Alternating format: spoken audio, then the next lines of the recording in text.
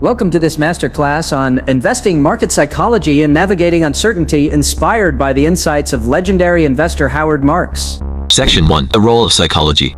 In the short term, psychology dominates the markets.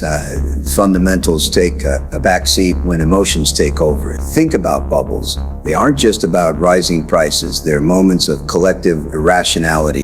What drives them? Not logic, but fear of missing out. When investors stop fearing loss and start fearing being left behind, bubbles are born. Charles Kindleberger said it best: there is nothing so injurious to your mental well-being as to watch your friend get rich. Section 2. Navigating uncertainty.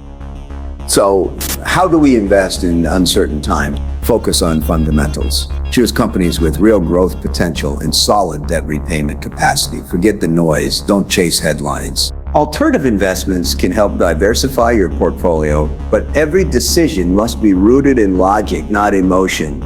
Section 3. Emotional discipline and rational investing. Great investors control their emotions. Why? Because emotions lead to buying high in euphoria and selling low in fear.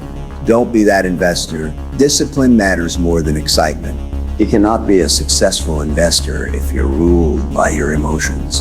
Emotional decision-making leads to predictable mistakes. Buying when prices are too high and selling when fear dominates the market. Emotional control is one of the most important traits for any investor, especially in the short term. Section 4. Interest rates and valuations. Interest rates shape everything, like water to fish. They define the investing environment. Assets are valued based on discounted future cash flows, lower rates, higher valuations. But as rates rise, those values drop. Still, remember, short-term market reactions shouldn't influence long-term strategy. Focus on long-term fundamentals.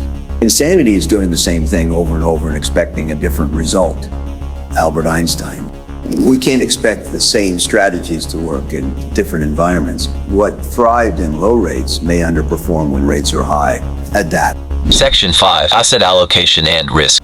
There are essentially two types of assets: ownership, equity, and debt, fixed income. Each has a fundamentally different return profile. Ownership assets like stocks and real estate offer higher returns but come with more uncertainty. Debt assets like bonds offer stable, lower returns. Which is better? Neither. It depends on your goals, risk tolerance, and time horizon.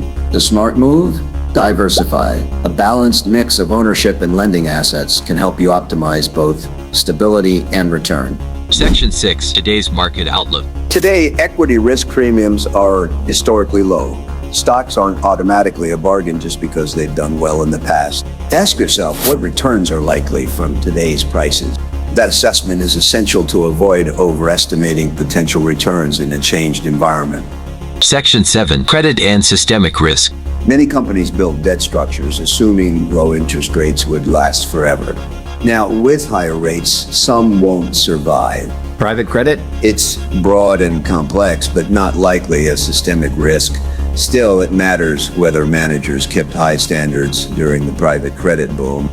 Conclusion. Discipline, fundamentals, and adaptability. To thrive as an investor, embrace three principles. Stay disciplined. Focus on fundamentals. Adapt to change. The market will always challenge you, but with a calm mind and a long-term view, you can navigate through any storm.